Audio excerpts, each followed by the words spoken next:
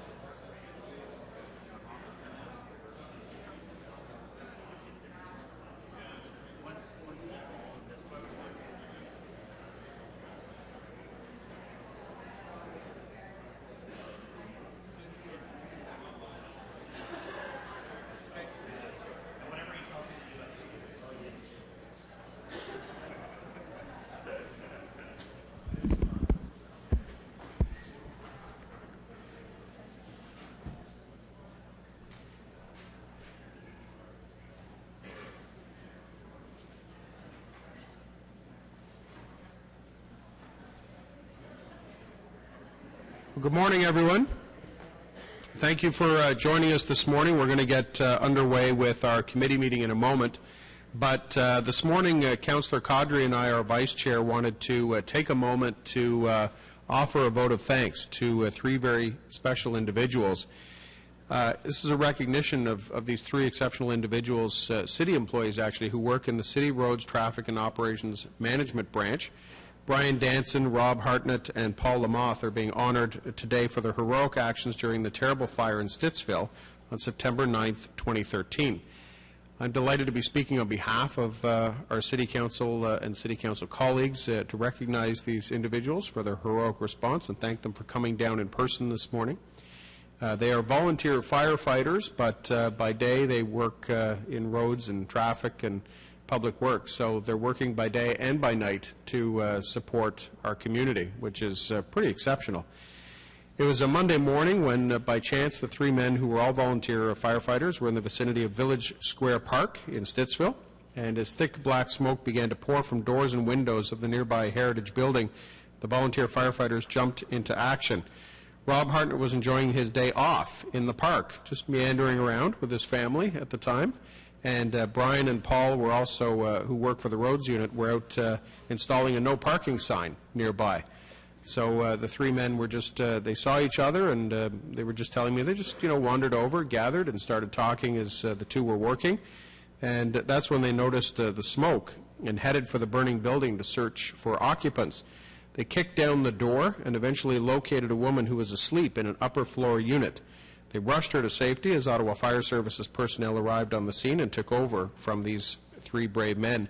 Our Fire Services personnel are here with us today, and thank them for joining us. And it's, it's commendable that all of our Fire Service personnel obviously go and put themselves in the line of danger or in the path of danger every day. It's wonderful that we equip them so well with everything that they need. But these three gentlemen were standing by the side of the road with no equipment. So this wasn't a case of fire services rolled. They certainly came out and supported and took over. But the best equipment that these gentlemen had, notwithstanding their training, was their desire to jump in when they needed to, when they saw something happening, and without regard for personal safety, step up and help their fellow residents. So probably the most best equipment that they've got is their indomitable spirit, so thank you. I'm speaking for all of my council colleagues when I express a very heartfelt thanks for your actions. Brian, Rob, and Paul are heroes who responded quickly and professionally to an emergency situation and likely saved the woman's life. It is my honor, and Shad, obviously the fire happened in his ward, and councillors always take a deep interest when something happens in their ward that's unfortunate and potentially tragic, and thankfully, due to you guys, it didn't turn out to be tragic. But it's our honor and pleasure to present these awards on behalf of the city and really on behalf of our citizens, who are extremely appreciative of the bravery and dedication demonstrated by these men. This two-alarm blaze in the center of Stittsville caused an estimated $500,000 in damage, the loss of 2 apartments on the upper floor of the building, a considerable loss to the town's history, I think. It could have been much, much more tragic with the loss of life, but thanks to the quick actions of these gentlemen, that was prevented. So, gentlemen, if you want to come on up, I think Shad would like to present you with the certificates, and your heroic actions are commended and appreciated.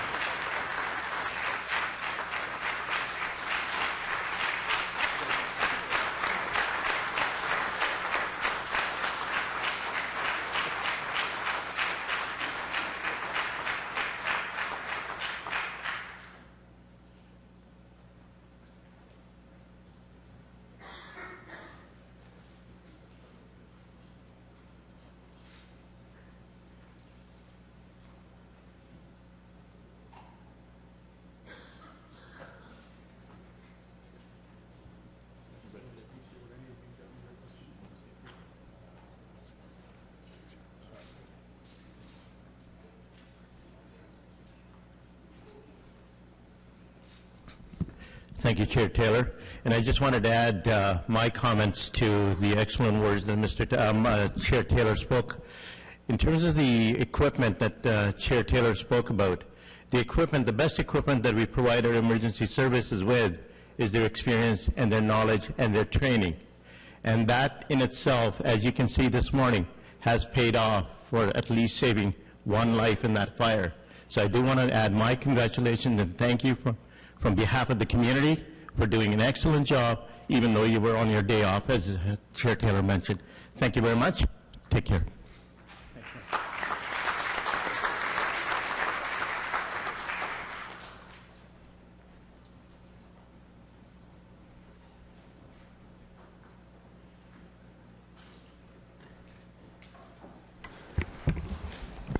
All right, so we'll get committee underway. Thank you all for joining us for that. And we certainly don't hold it against any of our fire service colleagues if you want to get back to work and don't want to have to sit through a budget meeting. Calling the committee to order, we have declarations of interest. Are there any? Councillor Chiarelli. I am declaring a potential deemed indirect pecuniary interest on the 2014 Draft Community and Protective Services Committee Operating Capital Budgets, Community and Social Services Housing, Community Homelessness Prevention Initiative Emergency Shelter Solution, and National Homelessness Initiative, page 68, as my daughter is employed on a part-time basis by the Shepherds of Good Hope, an organization that will receive funding from these budget lines. Thank you very much, Councillor. Are there any other declarations? No, thank you very much. Confirmation of minutes, minutes 28, October 17th, 2013. Carried. Thank you very much. We'll hold item number 1, our draft operating and capital budget for Community and Protective Services. We have a presentation, we have speakers, and then we have several motions. We have a roadmap motion by Councillor or Vice Chair Caudry and a motion from Councillor Chiarelli. So second item is Crime Prevention Ottawa, Board of Directors nominations. This has been circulated in advance. We're being asked that we recommend that Council approve the following representatives of the community be appointed to Crime Prevention Ottawa. And of course our CPO Chair, Councillor Caudry, is here to speak to that if necessary. Are there any members who would like to hold this item? Questions, comments? Carried. Carried. Thank you very much. Thank you very much, Vice Chair Caudry, for the work you do on that committee. Item number 3, commemorative naming, Michael Jenkins Hall and Capital Award. We're being asked to recommend that Council approve the proposal to name the main hall of the Old Ottawa South Community Centre Michael Jenkins Hall. This has gone through the commemorative naming process, and Councillor Chernyshenko, in whose ward this resides, is in concurrence with this. Do we have any holds, questions, comments? No? May we carry this? Carried. Thank you very much. We do have 2 IPDs, information previously distributed. One is an update on the accommodation for sightseeing tour kiosks in city streets in Somerset Ward, which was Councillor Holmes, and Advisory Committee Representative Appointment Community Services Advisory Committee. Both of these IPDs were PD'd, previously distributed. With that, we'll go back to item number 1, the capital budget. We first have a presentation on the budget process, and then we'll move to any general questions from council or from committee, and then we'll move to our speakers, and then we'll move through the approval process or change process. And I would recommend and remind our speakers who come out today to make sure you use the microphone in front of you. These committees are webcasts, and we capture the audio as well from them. So just make sure when you come up to spend your 5 minutes, you hit the little red button in front of you. So with that, Mr. Kanellakis, if you want to take us through. Thank you, Mr. Chair. Good morning, everybody. Today, as you can see, we're going through the Community and Protective Services budget, and the departments that we're reviewing are Emergency and Protective Services, Community and Social Services, Parks, Recreation and Culture, and Parks, Buildings and Grounds, which basically, from a gross expenditure, is about $1 billion of city expenditures, which is offset by almost $500 million of revenues to leave about $500 million in net requirement, which is a change of 1.8% on the bottom line increase from the previous year. And you see some changes that fluctuate under the various departments over 2013. And you can see that the biggest one obviously is in Parks, Recreation and Culture, which is mainly attributable to the facility operating costs of Richcraft and Canada and the Minto Recreation Complex in Barrhaven, as well as our investments in cultural services. So those two new facilities are opening up next year, which bring on added expenditure. And you'll see that theme through the capital and through the FTE changes that you'll see later. Everywhere else is a moderate increase or decrease, but the overall bottom line is that we're only up 1.8% for what this committee is responsible for, which is less than the actual tax rate overall for the city.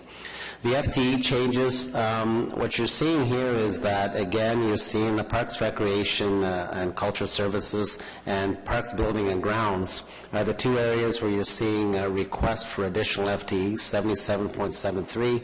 Both of those are linked to the Minto Rec Complex, Lansdowne Programming, and some other facility expansion upgrades.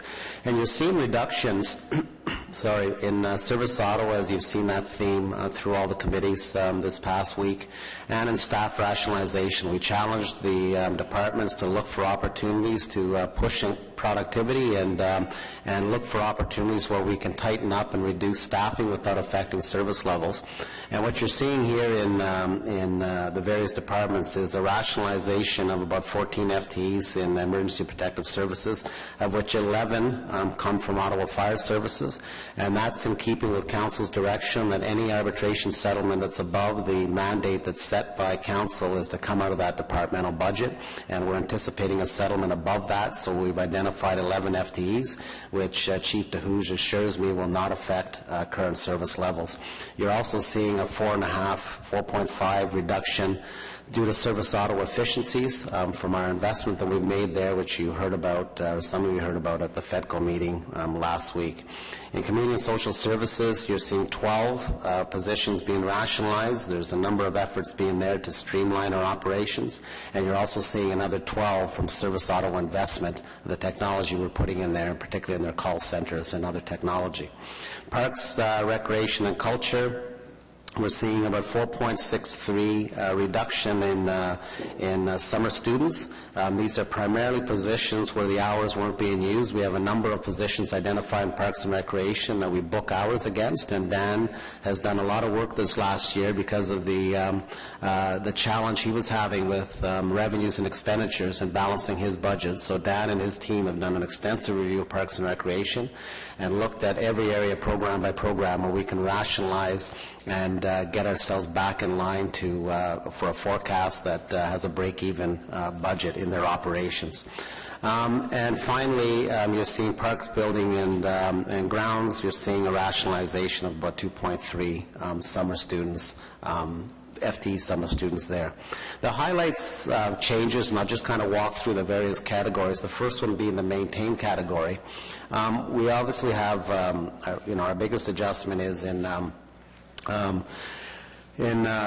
labor, our contract settlement provision. We based it on a 1.5% contract settlement provision, and it's a $10 million increase. As I said earlier, we have the annualization of the Richcraft complex, 7 months at $1.3 million. Inflation of our goods is $3.2 million. You're seeing our grants are up by $650,000. Public housing, $845,000. Our new radio program that's coming in that's replacing the aged end-of-life cycle system we have now for all our operations and emergency services is $1.7 million. We're seeing a reduction of Service Ottawa savings of $2.1 million. The rationalization effort I spoke about earlier is about $3.2 million reduction, and there's some base adjustments that we do annually that the Treasurer and our Finance Unit does to get us there. Growth and our legislative changes, there's about a $4.1 million increase in growth, and again, that's our new facilities. Minto has about $2.6 million for half-year operation. And the Ottawa Stadium, there's some investment there of about $200,000. We also have some increases to our casual labor pool and public works.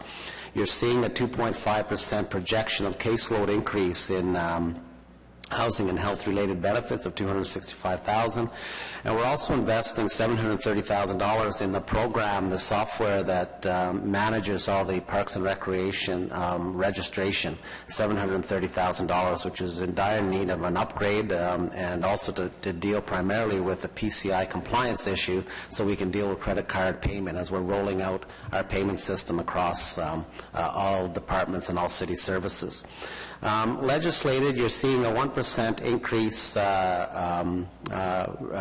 rate increase Ontario Works program, which is $1.4 million gross, but after the provincial contribution nets out to $190,000 for the city.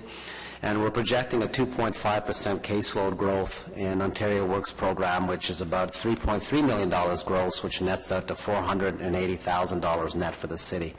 In long-term care, you're seeing, I'm highlighting these things because it might not be obvious when you look at the budget, but in long-term care, we're seeing a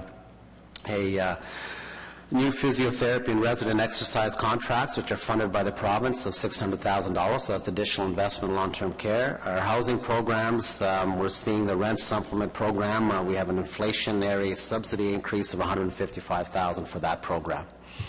The highlights of change under council priorities. Obviously, our biggest, standout project over the past few years that we're going to start benefiting from next year is Lansdowne Park. We're seeing a further increase in Parks and Recreation to do the programming at Lansdowne Park, and that's offset by revenues. We're also seeing one-time costs for some minor capital environmental initiatives for Lansdowne Park. And in public works, we're seeing an increase of about $850K, which is what our payment would be to OSAE to maintain the park area, as they will be maintaining that portion of it. We've continued with the Arts, Heritage, and Cultural Plan investment of $500,000 for renewed investment, capital funding for cultural facilities, and operating funding for cultural facilities. And that's in addition to the $1.6 million we're investing in Arts Corps redevelopment project, which is the operating funds we anticipated would go to support that building, which are now going to be a capital contribution as part of the package we brought you to FEDCO and to Council on the Arts Corps redevelopment funding plan, and that was approved by Council. Revenues. We introduced a program. Ms. Jones led General Manager led a program to increase revenue related to parking fines, primarily in the private parking enforcement agency program. So we're seeing an increase of about $12.9 million in all categories. Parking is generating about $1.3 million, primarily through these private parking enforcement arrangements we have with the private lots, where we're now revenue sharing the tickets they're issuing there and getting put that under much better administration, particularly for residents who get tickets in terms of what to do with them. Ontario Works provincial upload, provincial share has increased from 85.8% to 88.6%. That creates about $4.6 million in room. The province has also been investing another $8.6 million, and you're seeing that distributed $4.5 in social services, another $1 million in child care, $800,000 in long-term care, and $2.4 million in paramedics. And finally, we're seeing program revenue related to the partial year opening of our new complexes, Richcraft and the Minto and Lansdowne. So we're seeing some new revenues come in to offset the expenditures there. The capital budget, this isn't a big capital budget in terms of these three departments. You're seeing in Parks, Recs, and Culture is a significant one in terms of growth, but that's primarily development charges, about $12.1 million of that, the 12.058, I'm sorry, $10 million of the $12 million is development charges that we collect through planning and growth management. On EPS, you're basically seeing a contribution to the bylaw found facility under the new strategic initiatives. Our child care capital grants, $750,000 are in community and social services out of that $1 million under the strategic initiatives. And you're seeing some upgrades on accessibility and our program facility upgrades and major capital partnerships under Parks, Recreation, and Culture is where that money is going. And we also are doing more accessibility under Parks, Buildings, and Grounds in terms of our facilities. So we're continuing the program we started 4 years ago in this capital budget, the continued investment in those priorities. The next slide shows the funding sources for capital. You can see the bulk of it comes from reserve. Development charges was what I had mentioned under Parks, Recreation and Culture. A little bit of revenue and a little bit of tax debt. It's very, very minor. Our capital highlights, just to refresh you, to give you a sense of what's in those sheets, is our building and parks rehabilitation is our biggest chunk. Arts Court redevelopment, there's another $1 million from capital that goes with the 1.6 and the rest of the funding plan that Council had considered. An important project for our fire service, our self-contained breathing apparatus, to start replacing that aging equipment. It was apropos that we just discussed, we just recognized those three brave men from Stittsville that went into that fire. This is critical equipment for our fire service. Paramedic defibrillator, $2.3 million, one of the most successful public programs in terms of life-saving that we've ever implemented in the city, which Mr. DeMonte brought here with us. Parks growth, $11.3 million. Child care capital grants, I had mentioned that earlier. Our partnership programs that I talked about earlier with particularly in Parks and Recreation, minor capital programs. Accessibility retrofit, and our Emergency Protective Services fleet renewal, which replaces our fire vehicles, bylaw vehicles, and paramedic vehicles. So, Mr. Chair, that's try to keep it succinct because I know there's a lot of material you might want to cover, so I'd be happy, myself or the general managers who are all here today from these areas, to answer any questions you may have. All right, thank you very much, Mr. Kanellakis. Appreciate that, and appreciate all of the work your team, your general managers, your chiefs have all put into to putting this package together for us in the kind of months that led up to it. So we'll turn it over to committee for any high-level questions now before we get into to the delegations. Councillor Chiarelli. Thank you, Mr. Chair. The question relates to the 2.5% projected growth in caseloads and social services. With all of the announcements and proclamations over the past 6 months about how much better the economy is getting, how do you explain the 2.5% increase in caseload for social services? That's a projected estimate based on what we're seeing in terms of the current month-to-month, and that's what we're estimating for this year based on that. So we still do have, while the economy is doing well, there are still a number of individuals, especially in this area, where there are layoffs and other things that are happening that are impacting our caseloads. So does this indicate an income gap increasing, or does this indicate that the City of Ottawa is getting more of the echo recession that capital cities sometimes get, where while the rest of the country is recovering in all cylinders,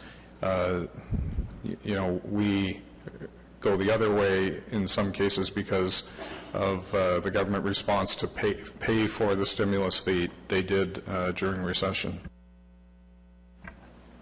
I think that would be one possible contribution to this. Also, there are other parts of Ontario that economies still are not doing as well, and so we do have a certain number of individuals who do relocate to Ottawa annually, seeking a better life here. When things don't work out in the short term, they do require some assistance. Right now, the average time on assistance is about 9 months. So within that respective time, it does take time to settle people. They need some assistance. We also have about 10 to 15% of the OW caseload that's also working. So they're receiving the assistance in and above what they're earning privately. And in your projections, how much longer is this going to continue increasing? In terms of the caseloads, I think the biggest issue for the province of Ontario is more related to the growth in the disability caseloads, which the reports we have are that continues to grow at approximately 7% annually.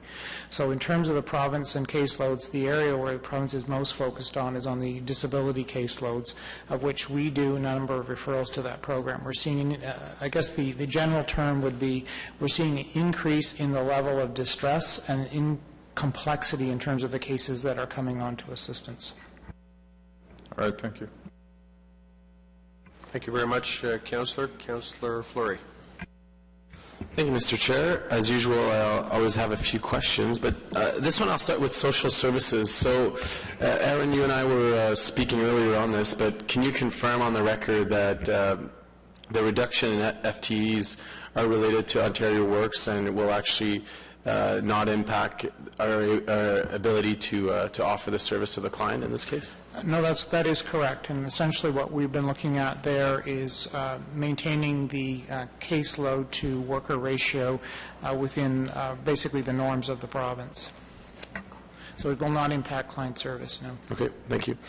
Page 72, there's the long-term care line, and I want to make a special notice to that line, because when you go into the centers across our city, long-term care, you see how important those services are and how our staff there, it's not just housing, it's everything else related to food, related to laundry and everything else. So I didn't have a special comment on the budget or whatever, but it was how important that line was in the overall service delivery for our aging population and our really seniors at risk. So wanted to recognize that. A question for Parks and Rec, especially on the Parks element. It was on the presentation earlier. The $11.3 million that's dedicated to parks, I'm unclear if that's a strategic investment or if that portion is a lot coming from development charges. Councillor, could you clarify which $11.3 million you're referring to? Yes, it's in the capital updates that was presented by Mr. Kanalakis a couple of minutes ago. There was bullet points, and it speaks of $11.3 million related to park growth, I think. Slide 11. I'm just wondering, I think it's from DCs, but is that the complete amount, 100% from DCs? I believe that in each of those there is a portion that is a city contribution as well through PGM. Okay. 10.1 million was DC's. Perfect. Thank you. Wondering, when I look at the bylaw budget line on page 34, it speaks of a revenue of $6 million something. And as you know, I'm just looking for validation or for comprehension of this. I guess, bylaw is a complex world where we do get revenue from parking and other sources and other licensing, but how are we balancing the revenue sharing there with the actual service delivery elements? We know that we're still not at a 24-hour, 7 service load, and that the needs are complex, especially in the response field. So I'm wondering, I'm not looking for a specific answer on why we have a revenue of $6 million, but how are we managing that to make sure that our response is adequate and also adjusting to today's needs? Through the chair to Councillor Fleury, most of those revenues are associated with licensing and the fees we get through permits. So when we come forward to council and ask that fees be approved, it is balanced directly in line with the cost to administer and enforce the licensing bylaw only. We, in principle and in the intent of the Municipal Act, is that we don't use those revenues to balance off other enforcement costs. Okay. This one refers to a couple of visits. I mean, it's a section under fire services. I've been in a lot of fire stations recently over the past year and interested in the service delivery components there. I'm curious to know, I've been in rec facilities for years, and I've seen there's always a computer upgrade. And I'm fascinated that in fire stations, they still seem to be running very old computer. Are they part of the IT corporate renewal related to computer services? Yes, they are, and there are computers in each of the stations. We have over time. We knew we had issues out in the rural community with the bandwidth, but the work has been undertaken, so they've got access to computers as well, and are on the city's internet system. So does every firefighter have access to email and so on? Yes, they do. Okay. On page 90, this is more a comment, but I do see the potential in the sponsorship and advertising elements, but it's tough on the department when you see, once again, that we're not meeting the target. In this case, it's $1.7 million. I'd like to hear, I think over time, if it's the goal is to bring this to profit, but how are we going to transition to not always carry a deficit? I know it's the early stages, but I'd like to hear Mr. Kanellakis on that. Thank you, Chair. Through the Chair, Chair Taylor is also very concerned about this and had raised this matter with me and Kent Kirkpatrick and Mr. Chenier. And we also brought into the meeting Saad Bashir, our Director of Economic Development. And the commitment we've made, because obviously we're right into budget here, is that Kent has made a commitment that he's going to turn his attention to this matter with myself and Mr. Chenier and Mr. Bashir to rethink some of our strategies and how we're going to approach sponsorship and advertising to get it back in line. We set ambitious targets when we put this together.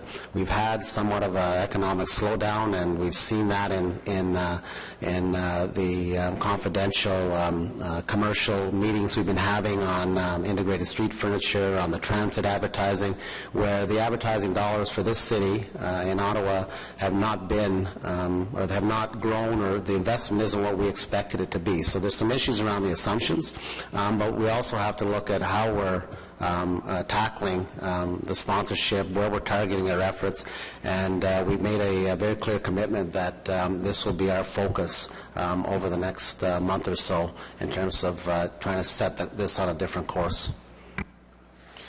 It'll be interesting to see if OSEG does get what we see today in the newspaper of the 1 million target for the Frank Clair naming. If they do get that, we should maybe try and see what they replicate the model in other facilities. But I do understand it's a high-profile facility, but that type of revenue should be easy in our big city. Sorry, I'm going back to Parks and Rec because I had taken a couple of notes here. On page 162, the urban parks renewal, I'm quite interested in that, as you might imagine. We do have limited spaces, and parks are very important in the core. Mr. Chenier, could you speak about the objectives of that manual and when we will expect a report on that?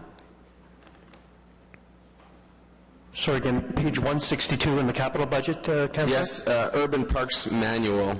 It's a citywide, but it talks about urban parks and basically writing a strategy from what I gather. Again, that's a PGM item, Councillor, so that'd be a question for Mr. Moser.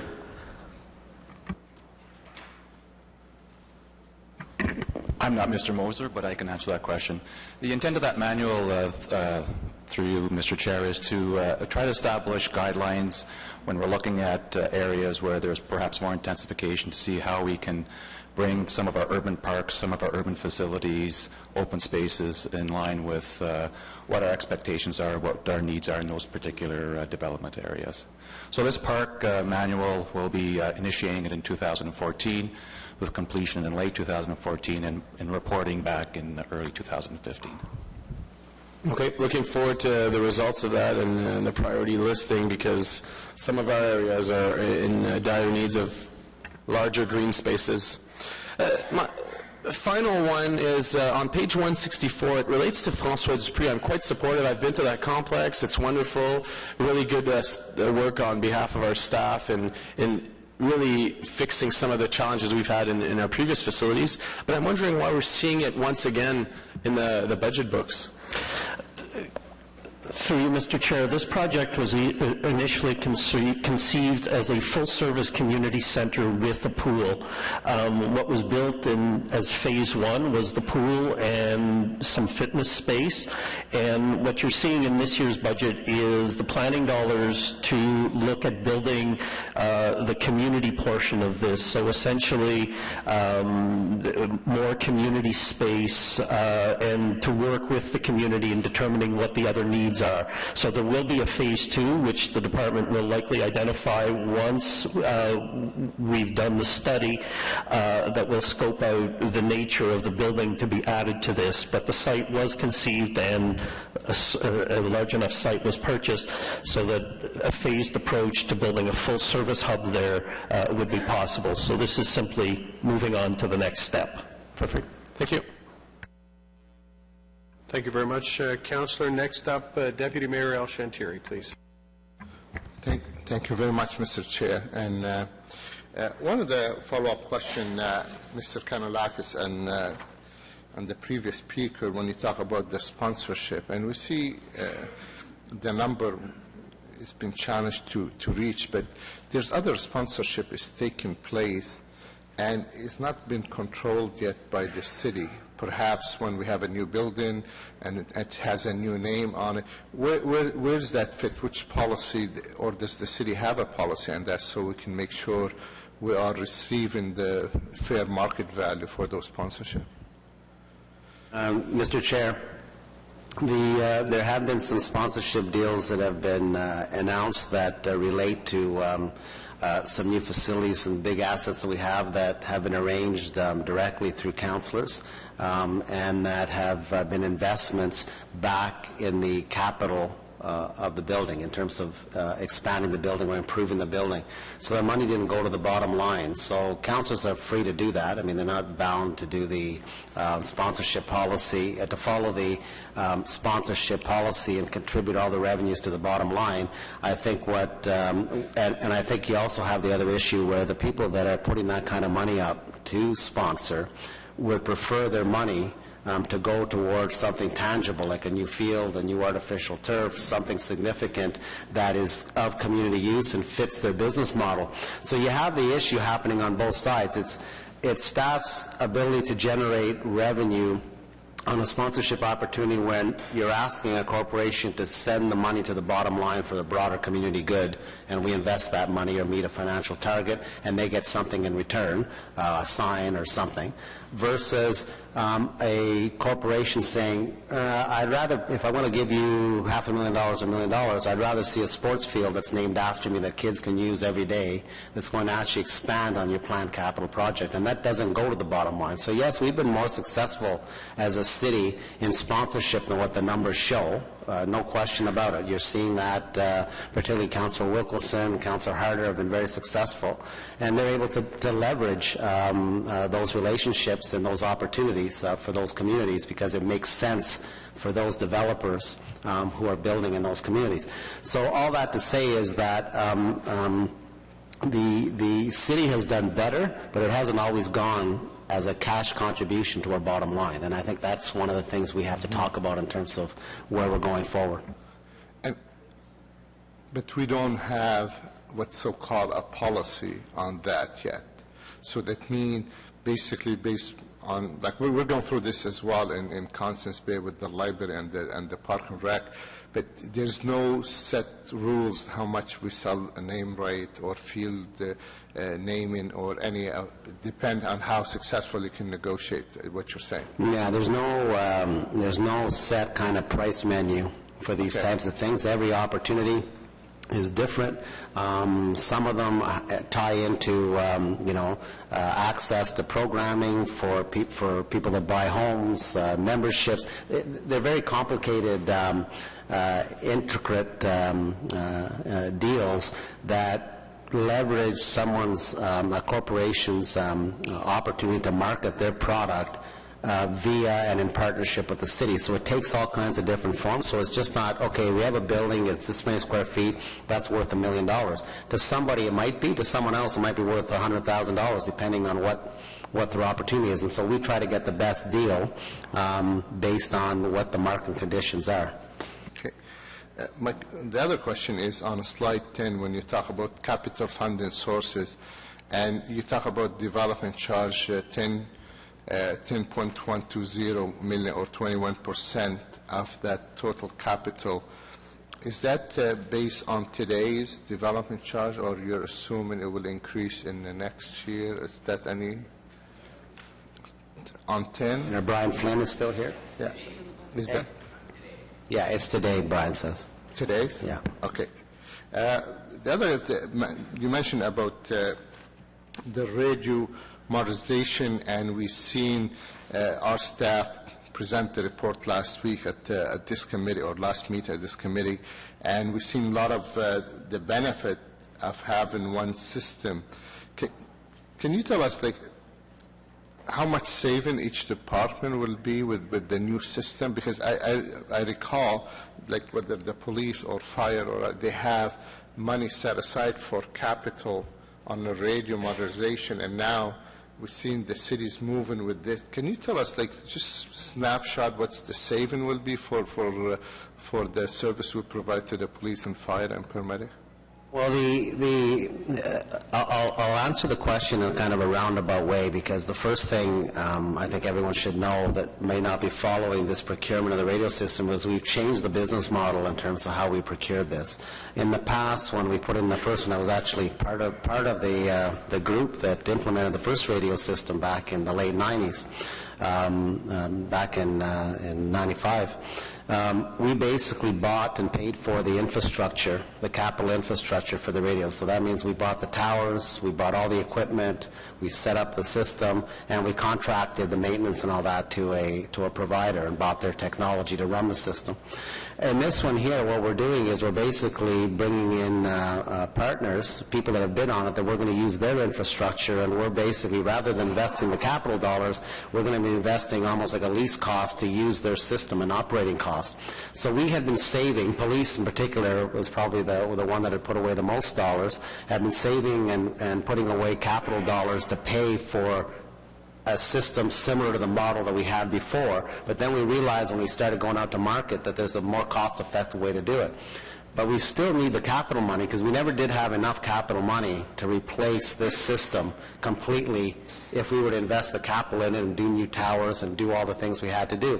So the money we did have is going to be used to actually buy all the handsets, all the carrier units, all the radios that go in the cars, all the infrastructure support that the emergency services, public works, and everybody else needs to actually use the equipment. So we actually ended up, if you want to look at it from a savings perspective, we offset over the long term the requirement of the city to put up big capital dollars to buy a system, and we're doing it on an annual basis from the operating budget. So there's been a bit of a switch, and the money that we had, we actually are able to buy the equipment without asking for additional dollars from council. So it was a really sweet deal for the city. Okay, thank you. Thank you, Mr. Chair. Thank you very much. Councillor, next is Deputy Mayor DeRoche. Thank you, Mr. Chairman. I was pleased to see in this budget that there's a significant number of parks planned for design in 2014, both in my ward and I think in many other wards in the city. And I'm hoping we're seeing a shift in the thinking here at the city that if we can put in the electricity, the street lights, the roads, the stormwater ponds, the sewers, all the critical infrastructure when a community is formed, that the parks should not take, in some cases, great lengths of time to be completed. So should I take from the budget, given the large number of design projects in there this year, that we are responding to the concerns that I think a lot of councillors have raised and the residents have raised, that they don't want their parks to take several years from when a community is constituted? Through you, Mr. Chair, yes. The programs that we've identified and the parks that we've identified in this year's budget have taken some of those comments and the feedback that we've heard from different councillors. And the program, we feel, reflects the current development growth trends that we're seeing as far as location and the type of growth that we're seeing. So you may have noticed that the park's growth budget is a little bit more aggressive this year than it perhaps has been in the past, and it's in response to the new community needs and the new communities as they're designing, or as they're developing, excuse me, and the pressure that we're seeing on that piece of infrastructure. So we feel this year's budget, the budget before you, is response to that. It's a little more aggressive than it's been in the past, and we're able to deliver that type of program in 2014, 2015. Okay, I'm glad to hear that. Look forward to the rollout of that program. Had some questions, Mr. Chairman, with respect to the paramedic and the defibrillator program. I am pleased to see that we are slated to, I guess, replace a significant number of defibrillators that are in public places in municipal buildings. And I am a firm believer in this program and understand the approach. I think we all have heard stories, if not on a weekly basis, how these tools are saving lives on a frequent basis. I wanted to ask you just in terms of what is our approach for maintenance of these defibrillators. I've shared with you correspondence that I've received from a resident who owns a business that is in the maintenance business of defibrillators, and I think he's asking some valid questions on the role of government. Where do we see our role in terms of placing defibrillators? Where do we see our role in terms of maintaining them? And where is the private sector's spot, I guess, for participating in the rollout of this program? And my sense from talking to staff is that in the early days of this program, we were really the leaders in terms of getting them out there. Now the private sector has responded to what is clearly a demand, and I think they're prepared to shoulder some of that responsibility for maintaining defibrillators that aren't within a city facility. So maybe the chief could just comment on sort of the approach you're taking, how things have evolved over time, and I hope I'll hear you say that, maybe it is time that we look at, where's the limits in terms of where we provide the maintenance, and where's the where can the private sector participate in a meaningful way, so that you can focus on your core responsibilities. Through you, Chair, actually through discussions with the Deputy Mayor, he raises some very good questions. So historically there was that void that wasn't there, and so we had to assume that responsibility. Currently we're working with our supply management people, so this capital money, as a matter of fact, we're going to go to market and ask those very broad questions and see what opportunities we have. And I was hearing Mr. Kanalakis talk, for instance, about the radio project. We're looking at very similar models, so the answer is definitely yes, we're looking at that. And then through discussions that we'd had, Deputy Mayor, we're actually realizing as well that the market and the environment has completely changed, so we've committed to 2014 to do a complete review of this program, because we were under council direction for this current program that, as you say, has been very successful and has put us in the top tier in North America as far as survival, and actually double the survival rate of any other community in this province. So we want to continue that, but yeah, I think we have to reevaluate what the market now has. So we will be doing a complete review of the program, bringing it forward to this committee to say, well, things have changed, here's what the environment is, and how do you want us to readapt? So absolutely, I think we're going to address directly your questions. Okay, well, I appreciate that response, and I think you're on the right track. And again, the service is to be commended for the work it's done over the years. There's very clear examples of lives being saved, but the landscape has changed, and I compare it to the fire service, where we do have an inspection regime, but the private sector provides the product and services for fire extinguishers and other fire, retardant supplies that are throughout the city. So I'm pleased to hear that review will be coming forward. I think we do need to be transparent with the industry and say, here's where we're going to exercise our responsibility, and here's where the private sector can play a role. So I appreciate the information, and again, glad to see that this program is coming forward. Thank you. Thank you very much. Councillor Holmes. Thanks very much, Mr. Chair. I'd like to ask a question about the day programs, many of which are in my ward, dealing with people who are living in shelters and rooming houses and very precarious living circumstances. And we have a letter here from the diocese, the Anglican diocese, talking about the fact that the food they're giving out is nowhere near what Canada's food rules state. So that means kind of food rules, you need all your vegetables and fruit, of course, which is not the kind of funding that these day programs receive. So they're giving out less than nutritious food. So is that, Mr. Kanalakis, is that a concern of ours?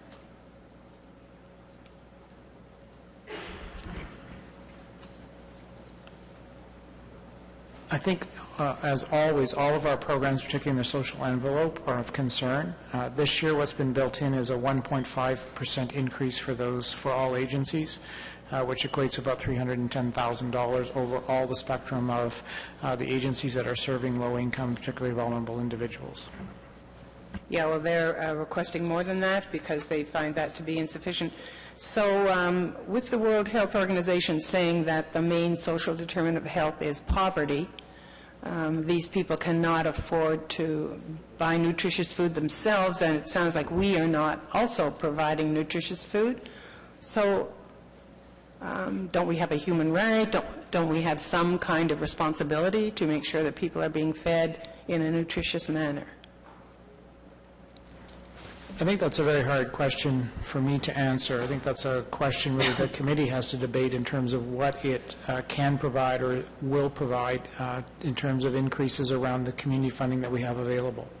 Certainly we agree that all of our agencies are under a certain degree of duress, as are we to some extent in terms of finding the funding internally to make this happen. But I think with respect to all our programs, food programs and so on, we are making our investment. Now I think it's a question of what more and additional investment is required. I'm just seeing this request for the first time today. We did not have anything from them previously. Good. Thank you very much, Councillor. Is there anything else from committee before we move to delegations? No? All right, thank you. Our first delegation is Ms. Laura Gibbs from the Ottawa Museum Network.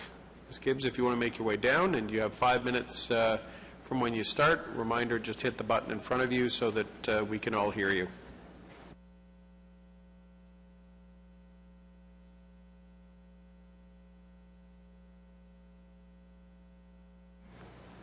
Good morning. I'm Laura Gibbs. I'm the director of the Ottawa Museum Network, and I'm here on behalf of the 11 community museums today. So I'd first like to start by thanking the city for their continued partnership and support of the museums. We specifically wanted to mention the beautiful banners out in Jean Pigot Hall. It's been great to have that visibility out there. The City of Ottawa has continued with the best practice of forward planning with the Ottawa 2020 Arts and Heritage Plan. The plan has given us the resources to work in partnership with other arts and heritage organizations in the city to engage residents and tourists in Ottawa's vibrant cultural scene, and to play a leadership role in continuing to make Ottawa a vibrant cultural city. In fact, the Museum Sustainability Plan won an Award of Excellence from the Ontario Museum Association, and myself and 4 other directors presented the results of the Museum Sustainability Plan at the Ontario Museum Association conference 2 weeks ago. Ottawa is really considered a leader in this area, with other cities like London and Kingston developing similar plans in consultation with us. We'd also like to thank the City of Ottawa for their continued partnership and investment in the community museums. In fact, city staff are working with our museums to establish MNISIS, which is a shared collections database that will allow the museums to digitize our collections and make them available online to the public. This initiative will not only help us digitize and preserve our collections, but will also make our collections more accessible to Ottawa residents and visitors. The investment from the City of Ottawa has helped our museums increase visitation of residents and visitors. And due to the city's support, we have also been successful in leveraging investment and strategic partnerships to enhance and continuously improve our museums. So the value of your investment is that our museums make you feel at home in Ottawa through meaningful experiences and discovery. Our museums tell Ottawa's story, and we receive over 750 group visits per year. Billings Estate National Historic Site launched an accessible audio tour in 2012, making it easier for visitors with hearing and vision impairments to visit the museum, while Gorban Museum was funded with $8,000 from the federal government's 1812 Commemoration Fund for their War of 1812 annual tribute. Our community museums also support local businesses by attracting visitors and tourists. The Diefenbunker, Canada's Cold War Museum, was nominated for an Ottawa Tourism Award of Excellence for their Incident at the Bunker, a zombie adventure, in partnership with Haunted Walks, as well as Music Beyond the Bomb. They were also rated Best Tourism Business from the Canada Chamber of Commerce. Vanier Museo Park has seen record numbers of school groups and tour groups through the Vanier Sugar Shack this year, and Bytown Museum was featured in Ottawa Tourism's Rendezvous Marketplace last spring, showcasing Ottawa's unique cultural attractions that draw tourists to Ottawa. Ottawa Community Museums were showcased in Ottawa Tourism's Capital Country Drives, featuring museums like Cumberland Heritage Village Museum and Pinneys Point, resulting in over 2 million impressions with regional tourists. So we are also planning to play a key role in Ottawa's 2017 celebrations, highlighting Ottawa's rich and dynamic history. So we're part of what makes Ottawa a unique place to live in. The investment from the City of Ottawa has given our museums an opportunity to leverage funds to evolve and grow the museums.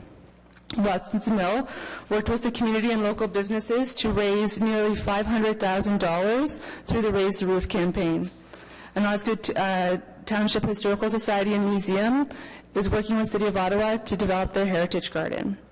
The Ottawa Museum Network also received $70,000 from the Department of Canadian Heritage to establish inquiring minds, bringing students into the museums for in-depth, hands-on learning, using experts, artifacts, and experiences on site to teach students in dynamic and innovative ways. These initiatives and investments are only a glimpse of what our community museums have achieved with professional staff, volunteer support, and most of all, the City of Ottawa's ongoing support. Without the support and the vision for culture and arts in Ottawa, this wouldn't have happened, so thank you. And we also wanted to add a personal thank you to the councillors, to the mayor and to city staff for your attendance at our events. It doesn't go unnoticed, so thank you very much, and we really appreciate your ongoing support of our city's culture and arts. Thank you. Thank you very much, Ms. Gibbs. And as you were talking, Councillor El-Shantir is nodding furiously at me with the references to the Diefenbunker. So he loves that. He loves that place. You should put your ward office in there. You'd have the best defended ward office. Corporate security would love that. Actually, in 2004 budget, when we were cutting and slashing everything we can see, Councillor Shirali put a motion to save Diefenbunker in case we have to all move into it. So it's not a joke today, folks. But I want to thank you and all your colleagues for a job well done on behalf of all of us. Thank you. Thank you very much. Are there any questions for Ms. Gibbs? No. Thank you very much for your submission.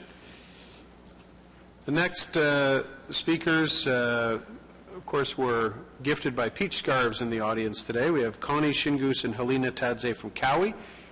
Ladies, welcome, and a reminder, just hit the button in front of you, and you have 5 minutes from when you begin.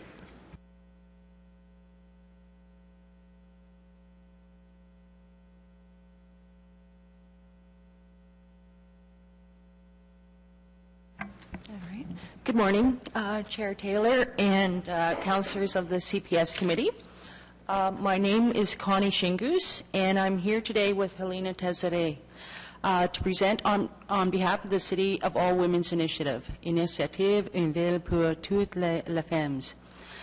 Cowie, City of All Women Initiative, is a unique collaboration of women from diverse communities and organizations and academia, working with municipal decision makers to create a more inclusive city and provide gender equality.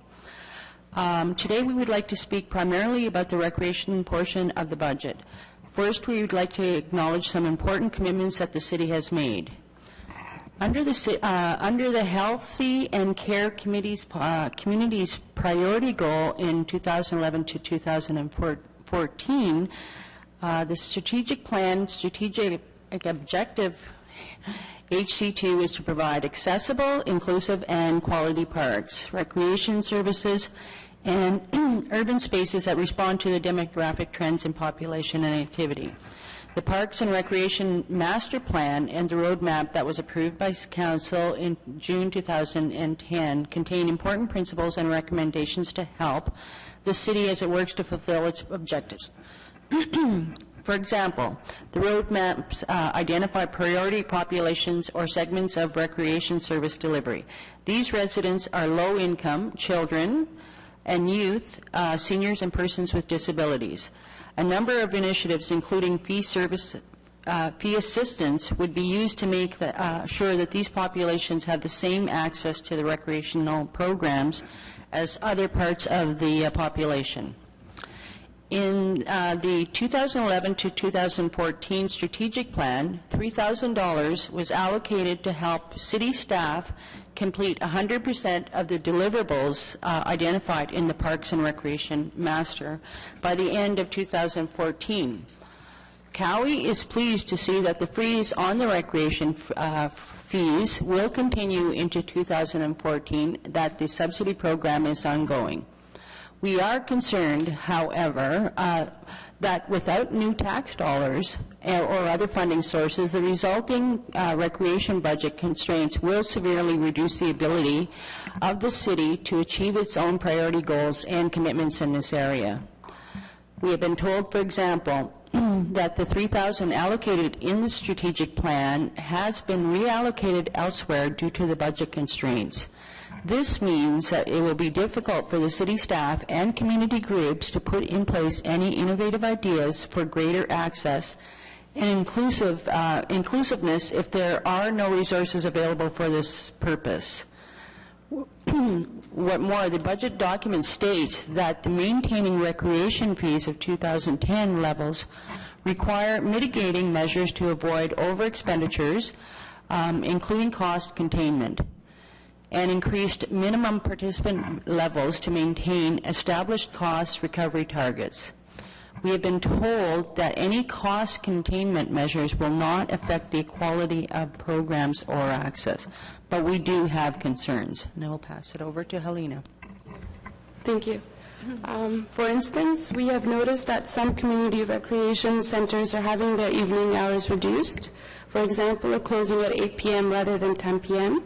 While no formal programming may be affected by these closures, has there been enough consultation to determine the effects that earlier closings would have on youth who use these centers as a safe place to just hang out, particularly in the winter away from the cold? Concerns have also been expressed about the effectiveness of the recreation fee freeze and ensuring that programs are accessible to low-income families. Do we know how many low-income families can afford these programs even with the fee freeze?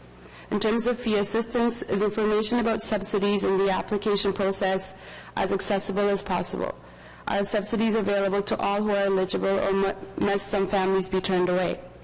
We now have a city budget process that begins with a decision about the tax increase, well below the maximum 2.5%, before residents have the opportunity to express their concerns about unmet needs.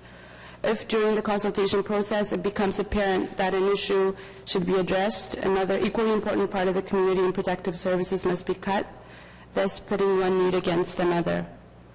We think the following question is worth considering. Has the city set the right balance between the need for fiscal responsibility, i.e. reasonable taxes and spending, and the need to follow through as best it can on commitments it has made, in particular the commitment to healthy communities, accessibility and inclusion?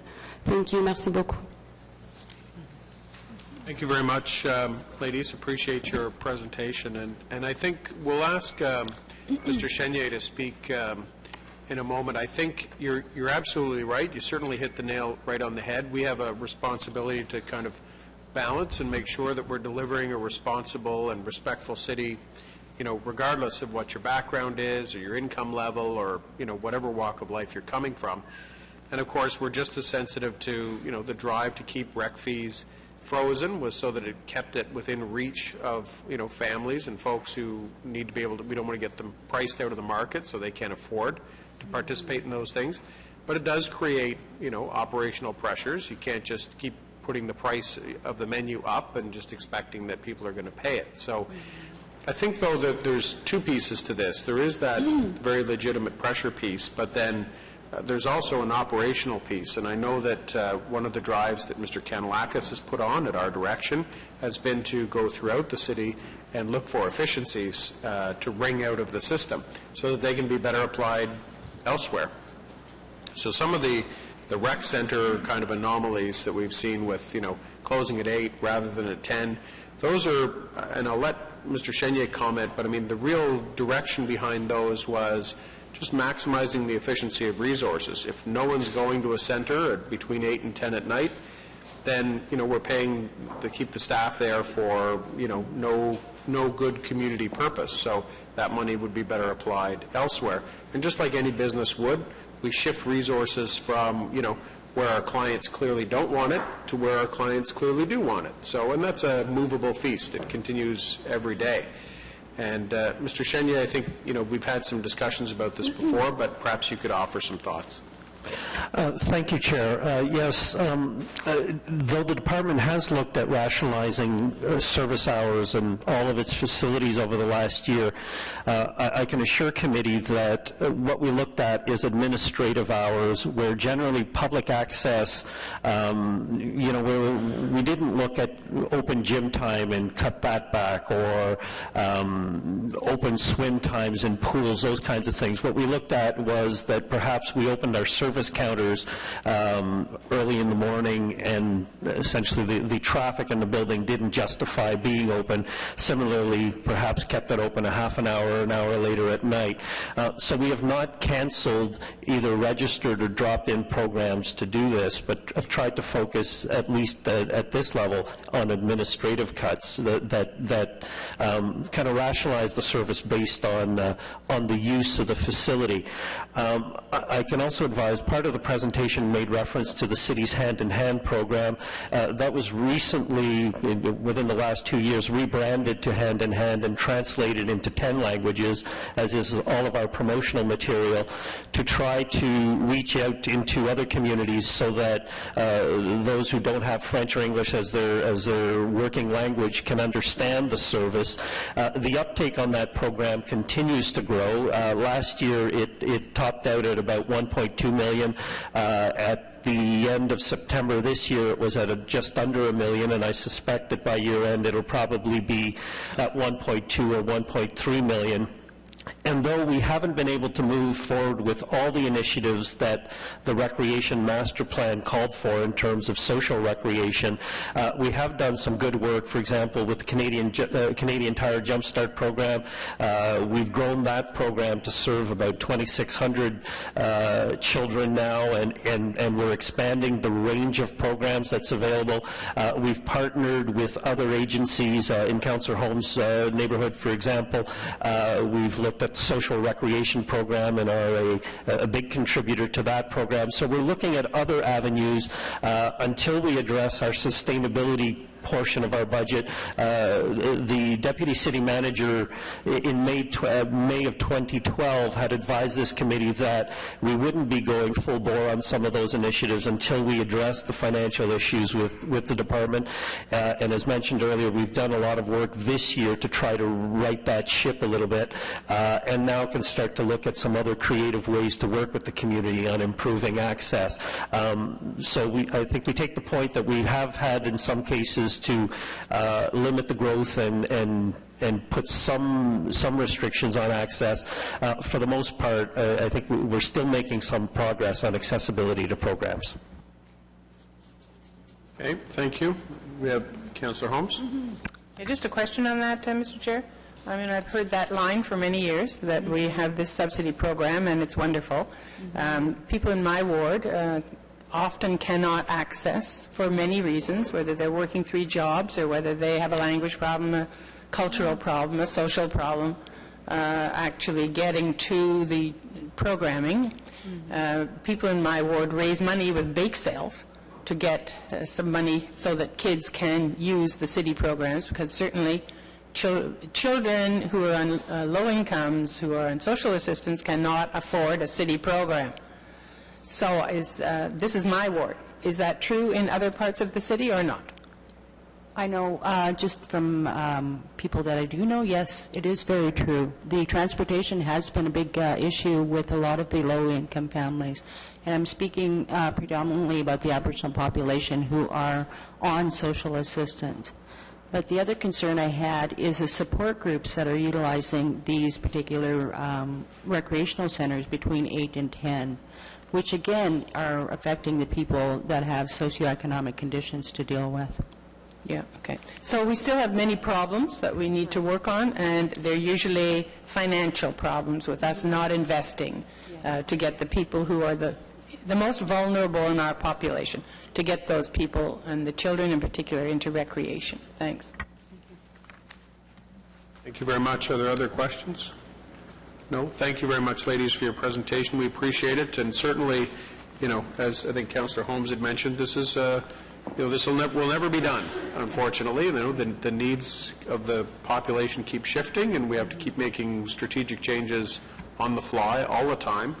I know in my ward as well, you know, transportation is a big challenge. I've got lots of people, particularly young people, living in neighborhoods where they're, you know, oftentimes at risk, and literally the only way to get them into programming is to have, it's not even OC Transpo, there's good bus service. It's, you know, they literally need an organization to come and pick them up in a bus or a van and drive them over to the homework club, and, you know, and transportation costs money. So it's an ongoing problem, and, you know, we're going to have to keep working at solutions that work for the next little bit and then change them when they don't.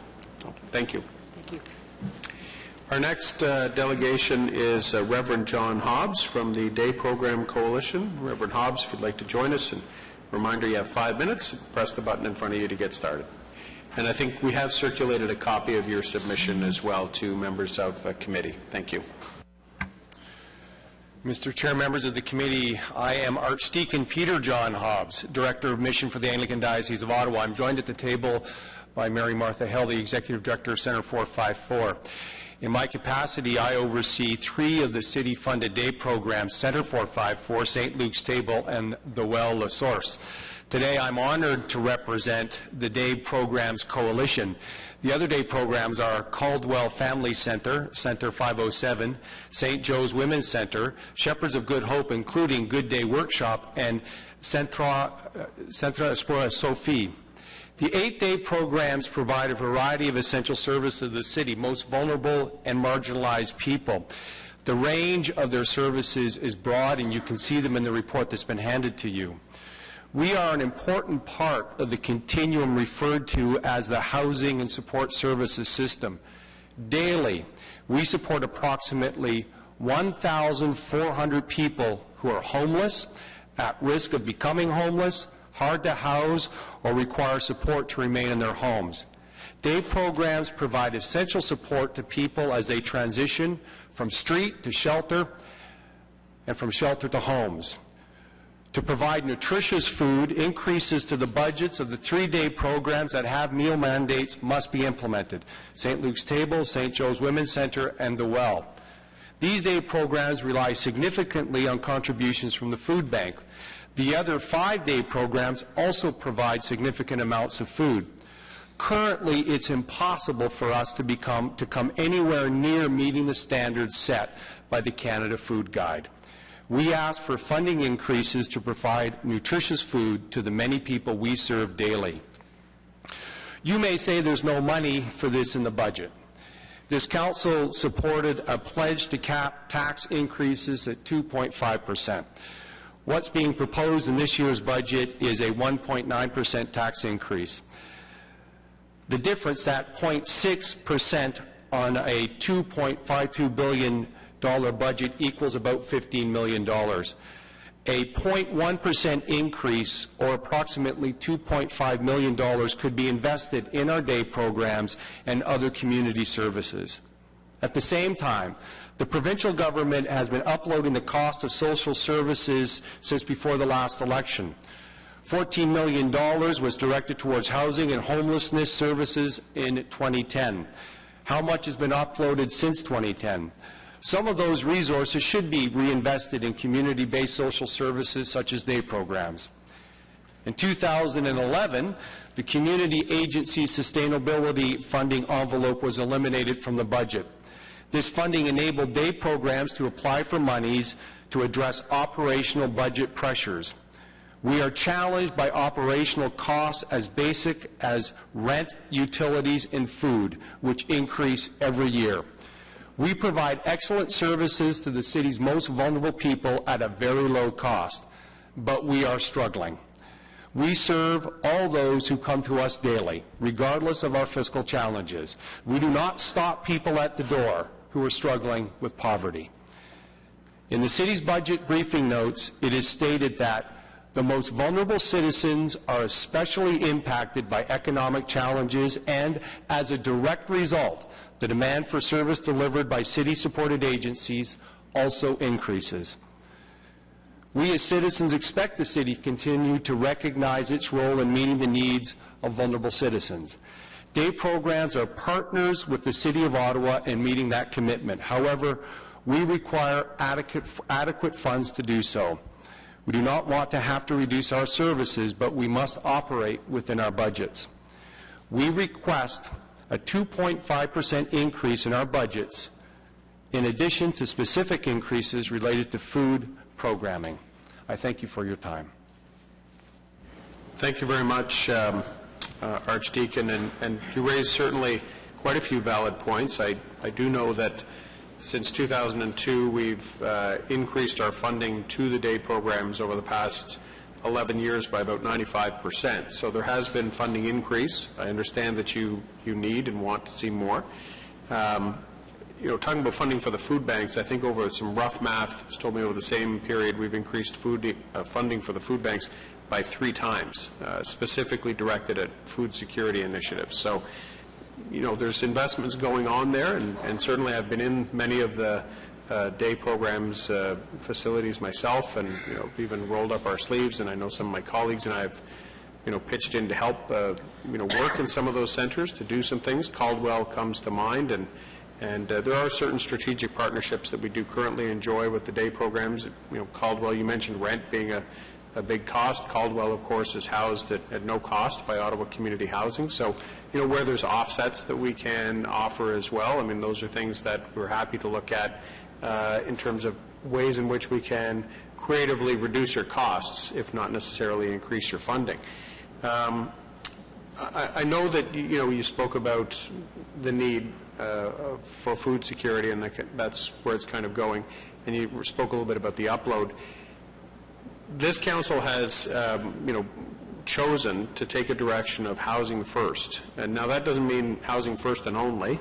And certainly there are lots of other areas. It's a spectrum across poverty and homelessness. But our direction was to move in housing first, strategically, so that we could basically address people in situations where the cost was lower to provide them with service if we knew where they were, than constantly addressing them at the crisis point where it's most expensive to do so. So I'm going to ask Dr. Burry to maybe comment a little bit. I know that he mentioned previously to Councillor Holmes this is the first time he's seen your submission, but we'll ask him to comment a little further and then open it up for questions to my colleagues. Dr. Burry? I think just to expand slightly on your comments, I think there are pressures in our system across the board in terms of how it's growing. And if we look at the requests that we get, I haven't seen this one specifically until today, we do get requests similar to this, and we're trying to find as many creative solutions as possible within the community, within the resources that we have. One of the key pieces of this that generates that I think affected particularly social assistance recipients, low income, more than any other, was the freeze in provincial social assistance rates for many years. And I think this council did respond. You spoke to the tripling in terms of the investments into the food banks, and large of that was the demand that was put on it as a result of the rates not increasing. So I think this is a multi-governmental level type problem in which there needs to be adjustments at the other levels, and they need to do some catch-up as well, so that we're not creating other social problems by not responding. And that's part of what the Social Assistance Review in Ontario was designed and intended to do. Unfortunately, the government of Ontario is not increasing the rates as quickly as may be necessary in order to make sure that people are able to afford or be able to begin to purchase food without relying on food banks. Thank you very much, Dr. Burry. Councillor Holmes. I wonder if I could ask Mr. Kanalakis to answer the question of how much has been uplifted to the province since 2010. What is that amount of money?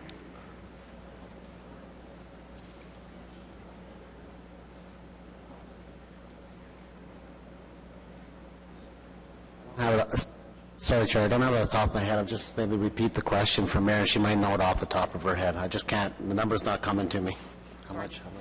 How much money in the uplift to the province of social services? How much money has been uplifted since 2010, in 2011 and 2012? 2010 was the big year. There was somewhere around 14 million. It's roughly 5 to 5.5 million every year since then. And when you did your term of council priorities, you used that money to support all the term of council priorities that you established at that time. So every year, including in this budget, I think you have 4.5, I think, this year, or 5 million. It's all used towards your council priorities. So it didn't stay within the social services envelope. It went across the board to many different budget items. It went to what council established as their priorities, yes, which is across the corporation. Okay, thank you.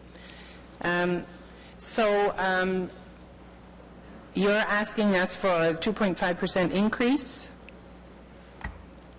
And to our budget? To your budget? 2.5% to our budgets. And in addition, some resources to supplement the food programs, the food programming in the day programs. So what kind of food are you handing out now?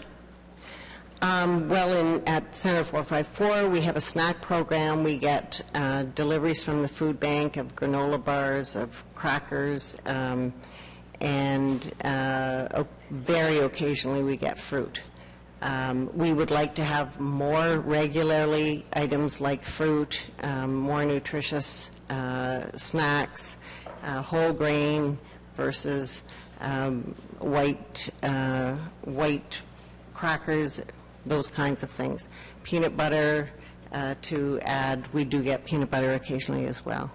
But the meal programs like at the Well and St. Luke's and at St. Joe's, they receive deliveries from the food bank and then augment with the small budgets that they have to provide perishable and protein to provide those meals. But they are feeling, their assessment is that the meals that they're providing do not meet the Canada Food Guide standards, and would be, they need to begin to close the gap between what they're providing and that standard. Okay, thank you. Thank you, Mr. Mayor. I have a motion. Perhaps I'll read it out. Sure. Yes, please. The motion that the request by the Coalition of Day Programs for a 2.5% increase to their budgets be referred to staff for further discussion at City Council. So we'll see if we can do anything at Council.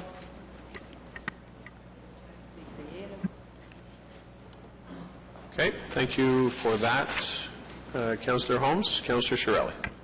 Just on that, Mr. Chair, since I don't know what the ultimate definition of it is, I'll declare interest on that as well because it could touch the same topic. Thank you. So noted. Thank you very much, Councillor. Are there any other questions for this delegation? No? Thank you very much, and we'll have the motion prepared in our system here. Thank you.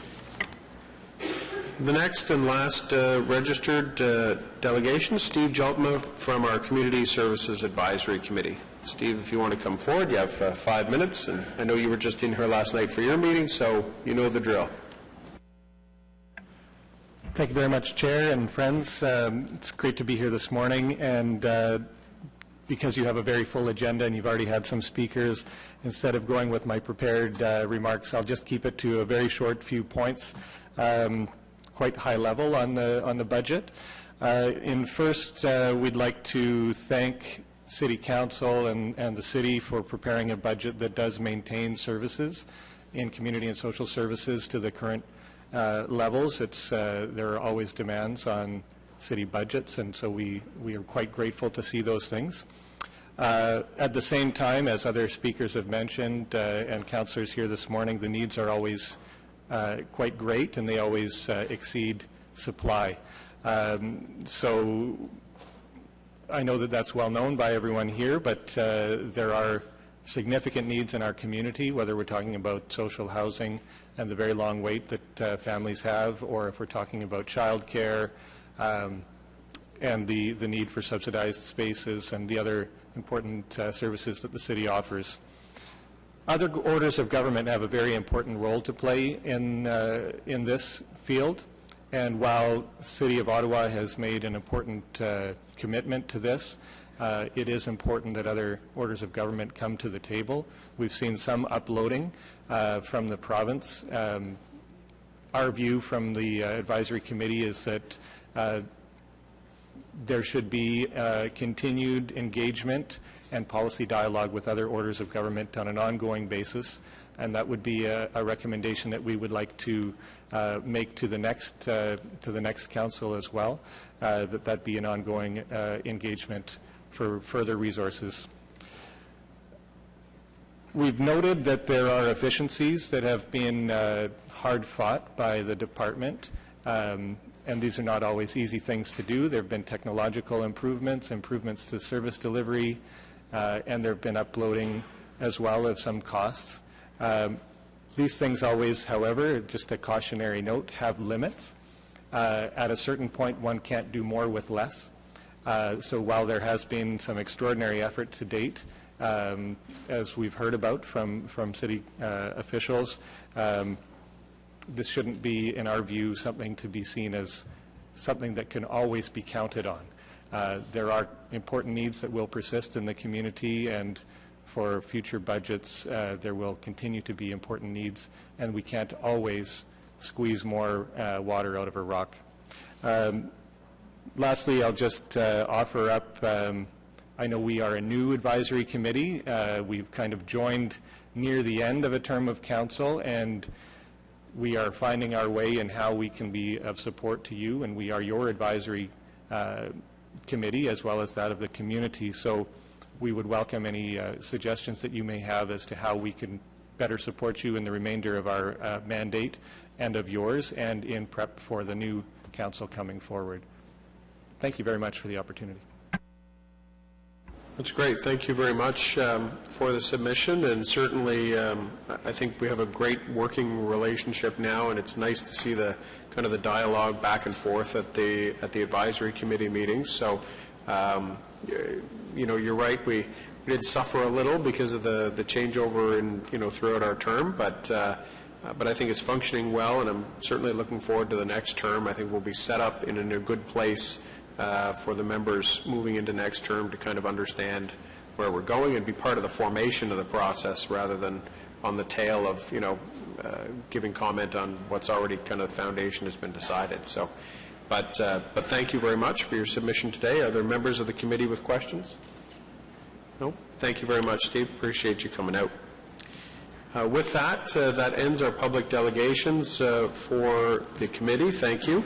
And now, Councillor Vice Chair Cadre's got a roadmap motion that I believe he's going to move. If you want to move that, then we'll work through it section by section. Deputy Mayor Alston. Well, Councillor Holm introduced a motion she's going to be moving later. Can we find out exactly how much that means in dollar? And because the motion to reinstate the budget to 2.5%, so we don't know in dollar how much that means. Can we get staff to tell us how much that means and where would come from, which budget would come from? Sure. I think we'll refer that to our Deputy City Clerk. I didn't understand her motion to be one of we're going to increase the budget. It's we're going to ask staff to look for the money and come back to council before the budget. But I stand to be corrected. Ms. Donnelly? The chair's interpretation is correct. What the councillor is doing is asking for staff to say how much it would be and how it might be funded, and to provide that information to council before the budget meeting on Wednesday. Okay, thank you very much. So, Mr. Vice Chair, if you want to move the roadmap, once we adopt the roadmap as we work through it, we'll address Councillor Chiarelli's motion and Councillor Holmes' motion when we get to that appropriate point in the process. Thank you, Mr. Chair. And the roadmap and the motion basically states that the Community Protective Services Committee recommend that Council, sitting as a committee of whole, approve the Community and Protective Services Committee 2014 draft operating and capital budget as follows.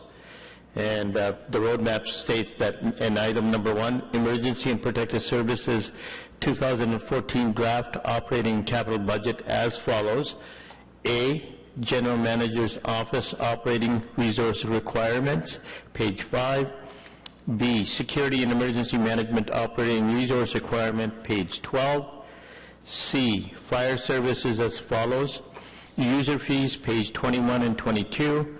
Operating resource requirements, page 18. Capital budget, page 121. Individual projects listed on page 122 to 128. D, paramedic services as follows. Operating resource requirement for page 26. Capital budget projects, page 133. Individual projects listed on page 134, 136. And E, bylaw and regulatory services as follows. User fees, page 38 to 42. Operating resource requirements, page 34. Capital budget, page 111. Individual projects listed on pages 112 and 114. Number 2, community and social services. A, General Manager's Office operating resource requirements, page 55. B, social services as follows. Operating resource requirements, page 58. Capital budget, page 173. Individual projects listed as pages 174 to 175. And C, child care services as follows. User fees, page 67. Operating resource requirements on page 64. Capital budget, page 115. Individual projects listed as pages 116 to 118. D, housing services operating resource requirements on page 68. E, long-term care as follows. Operating resource requirements on page 72. Capital budget on page 129. Individual projects listed on pages 130 to 132. F, strategic community initiatives operating resource requirements on page 75. G, community funding as follows. Operating resource requirements on page 78. Capital budgets on page 119. Individual projects listed on page 120. H, business supports operating resource requirements on page 81. Item number 3, under Parks and Rec and Cultural Services as follows. User fees, page 93 to 94. Operating resource requirements on page 88. Capital budgets, page 137. Individual projects listed under page 138 to 172. And number 4, Public Works Department, Parks, Building and Grounds as follows. User fees, page 103. Operating resource requirements on page 98. And capital budget, page 176. Individual projects listed, page 177 to 188. And Mr. Chair, that's the motion for the roadmap for the budget for Community Protective Services. Thank you very much, Mr. Vice Chair. Is that carried? Carried. Okay, so we'll move through it. It's item per item. Oh, sorry. We're going to carry it item by item. I apologize. We all agree with the roadmap. Okay. All right. So, section number 1, emergency and protective services. We'll take all items together, A through E. Carried. Carried. Okay. Item number 2. We'll do this piece by piece. General Manager's Office operating resource requirements. Is that carried? Carried. Section B, social services, and this is where Councillor Holmes' motion is located. So let's have Councillor Holmes' motion. Carried. Carried. Carried. Thank you. Child services as follows: 1, 2, and 3. User fees, operating resource requirements, and capital budget. That's item C. Is that carried? Carried. Carried. Thank you. Item D, and I believe this is where Councillor Shirelli's. No, item D, I think, is where his conflict is. Yeah. The housing services operating resource requirement. So with Councillor Shirelli stepped away from the table, is that carried? Carried. Carried, thank you. Item E, long-term care, operating budget, resource budget and capital budget. Carried? Carried. Carried, thank you. F, strategic community initiatives, operating resource requirements. Carried? Carried. G, community funding. Is carried? Carried. Carried, thank you. H, business support operating resource requirement. Carried? Carried. Item number 3, this is where Councillor Shirley's motion is. So Councillor Shirley, if you want to go ahead with your motion now, we'll take it first. Okay, whereas it is desired by the residents of College Ward that a pathway be constructed within the West Cliff Hydro Corridor, and whereas the pathway would be constructed on lands not owned by the city, therefore not eligible for cash in lieu of parkland funding from the College Ward account, and whereas I am prepared to allocate $43,500 from the College Ward cash in lieu of parkland account to eligible projects in return for the same amount of an allocation from the citywide reserve funds for West Cliff Hydro Corridor. Be it resolved that CPS committee recommend to council, upon written concurrence being received from me, that $43,500 be transferred from the Ward 8 cash in lieu of parkland account to be utilized for minor park improvements, capital account 904934, and that $43,500 be allocated to citywide reserves presently allocated for capital account 904934 to the construction of a pathway and land improvements within the West Cliff Hydro Corridor. So, Councillor, do you want to give us the plain English version of that?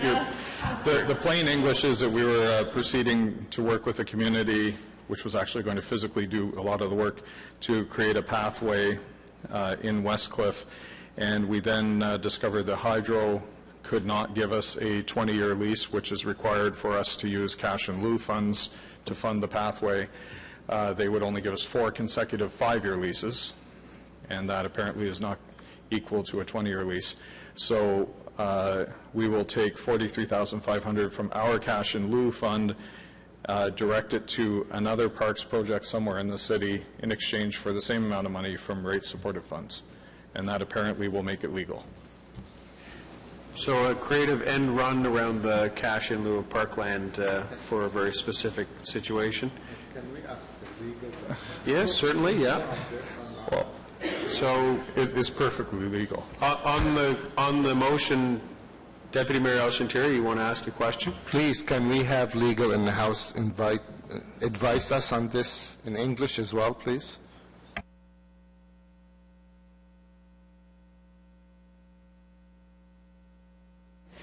I've been advised that Tim Mark is in support of this motion. Tim Mark wrote the motion, so. Okay, so it's been created by our legal department, not by Councillor Shirley's crafty hand. That's correct. Would be possible, Mr. Chair, this motion be like the Councillor Holmes' motion, send it to staff, and hopefully they prepare before the budget or advise us accordingly by the budget day? Or otherwise I'll be voting against it, because I'm not quite understand how this working and taking from here, adding here. I'm not, unless somebody can enlighten me now. So I think our city treasurer's got the treasurer to the rescue.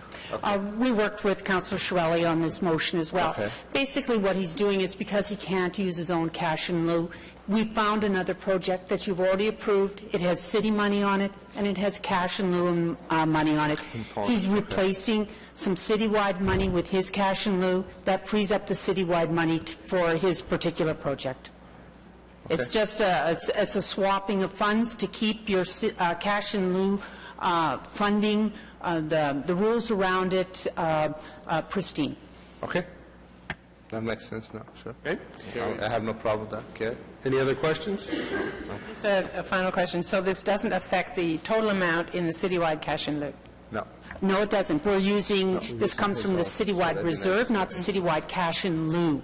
So it's money you've already approved for a particular project with citywide reserve money on it and cash in lieu from various individual ward accounts. We're increasing the ward account money that's coming from Councillor Shirley's ward, decreasing the citywide reserve money on it.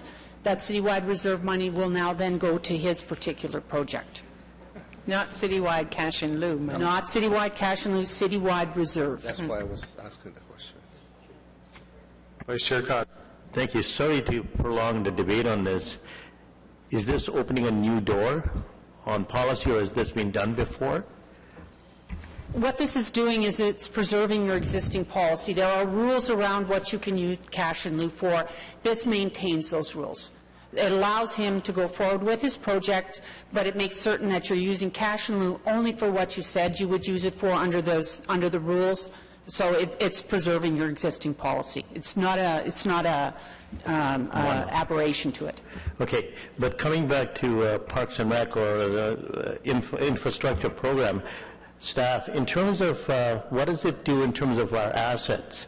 If this pathway is being created on our private property, how does that reflect or affect our infrastructure projects, not only projects, but the assets of those projects? Through you, Mr. Chair, staff are fairly familiar with the project that Councillor Chiarelli is bringing forward. It is a pathway across a hydro property that the community, there's informal pathways there currently, and what this will do is formalize it and enhance the appearance of that area.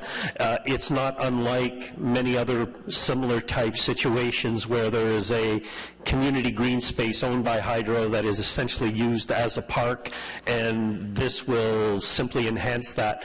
So there are no issues from that perspective. I believe there are probably some additional maintenance requirements from the city, which I believe Public Works has already identified. But this is a fairly common occurrence across the city of the use of hydro corridors for this type of activity. Thank you very much. Thank you, Mr. Chair. All right, thank you very much. I understand how this works on paper, and everybody has said it works. I kind of feel like if I was playing Monopoly with Councillor Chiarelli, he'd wind up with all the hotels and I'd be broke, but notwithstanding that, on Councillor Chiarelli's motion, carried. Thank you very much. On item number 3, section 3, Parks, Recreation and Cultural Services, user fees, operating resources and capital budgets, carried. Carried. Thank you very much. And item number 4, Public Works Department, Parks, Building and Grounds, carried? Carried.